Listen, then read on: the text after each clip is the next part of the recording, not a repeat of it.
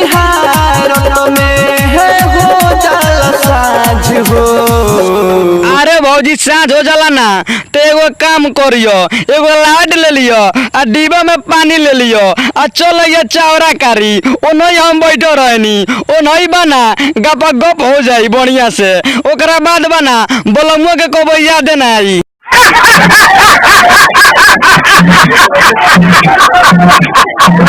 या बहुत भइल गाना फाड़ झट फाड़ वीडियो।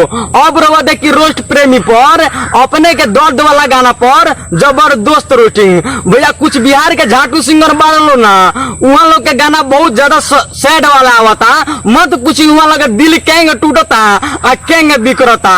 तो भैया ये के सिंगर लोग बना हम इस चैनल पर वीडियो लेके आवे नी आ वहाँ के गाना बना जबरदस्त रोस्टिंग करनी खाली सैड वाला गाना पर। अगर भैया ऐसा गाना पर वो जबरदस्त रोस्टिंग देखे के चाहता नहीं तो चैनल के सब्सक्राइब कर दी और बेल आइकन के दबा दी ताकि कोनो भी नोटिफिकेशन बना रहुआ से मिस ना होके। अगर वीडियो अच्छा लगता है तो वीडियो को एगो लाइक कर दे। बोलमुआ हो रोही रोही आवे है तोहर याद हो। ना हो भौजी काहे बोलमुआ के ज्यादा याद आवता? टाइम टाइम पर दवाई देत रहन का आगे ठोकाई करत रहन जे इतना याद आवता। कोई से तू रहेलो हवा। अरे भौजी उहा बना हितवा मुठ मार के काम चलावेला, तोरो चलावे के बना तो अंगुरिया के काम चलाव। हितवा का ज्यादा फोन मत कर आ चाहे तंग मत कर। बिना हो देखले मुहावा। अरे भौजी भैया बने ना तो वहाँ खाली मुँह ना देखलन, कालियो घाट में अगरबत्ती बार के बना पूजा करके भैया आवेलन। भौजी ते अपन सोच भैया के बना फिर में मत रहो।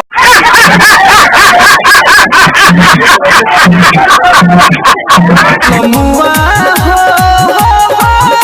रोही रोही आवे है तोहर याद हो। अरे भौजी ज्यादा बर्दाश्त नहीं के होगत ना तो हमरा लगे आजो हम जबरदस्त पलाई करेनी अब प्यारो करेनी उ छोड़ बोला मुआ के अभी हितवा बना नहीं अभी लॉकडाउन में फसल बा का। वो होला कोइला को गोइला के बाद हो। लालपा के फोन करस जौन माजरा मार के चल देलन। अब नया नया माल पटोइलो हो हितवा ओकरे मुंह में बना मुंह लगा के चबर चबर चाटत होई। अब तारा के बना भूल गइल बा ए भौजी। पर से किनो बेटी 14 हंसिया त माछ याद आवे पहिला राती तुहरा से मिले है खाती। अरे भौजी रतिया में काम करत में कोनो पकड़ला रहे कि ना हो?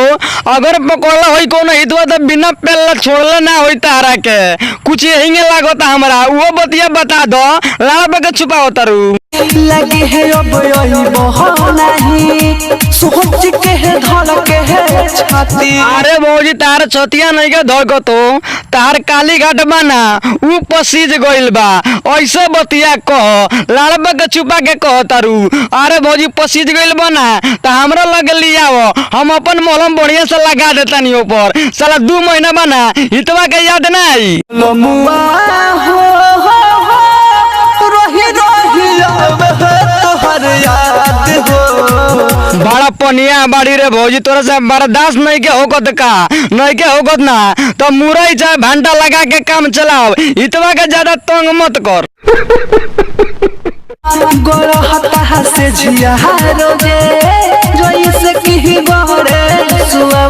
अरे भौजी सुआ गोले लगी कोनो के खुरपी गोले ला रे तनका निमन से आकी बगल में सुतावेली देवरा के इयो बतिया बताओ छुपा मत भैया से बना। बोलमुआ हो रोही रोही आवे है तोहर याद हो। अरे भौजी एक 2 में सुन ले भैया ना आयन जौन तोरा करे के बना यही जा कर भैया के पीछा छोड़। बस भैया आज के वीडियो हमें यही पर समाप्त करते नहीं। कैसा लागल भैया दर्द वाला गाना पर अपने का रोस्टिंग? अगर वीडियो अच्छा लगल तो वीडियो का लाइक कर दे, चैनल के भैया सब्सक्राइब करो ना भूलम ताकि कोनो भी हम वीडियो डाली ना तो रुआ लोग के पेज के आगाड़ी तेजी में बिल्कुल फ्री और मुफ्त में पहुंचो। तो चलिए भैया आज के वीडियो बना हम यही पर समाप्त करते।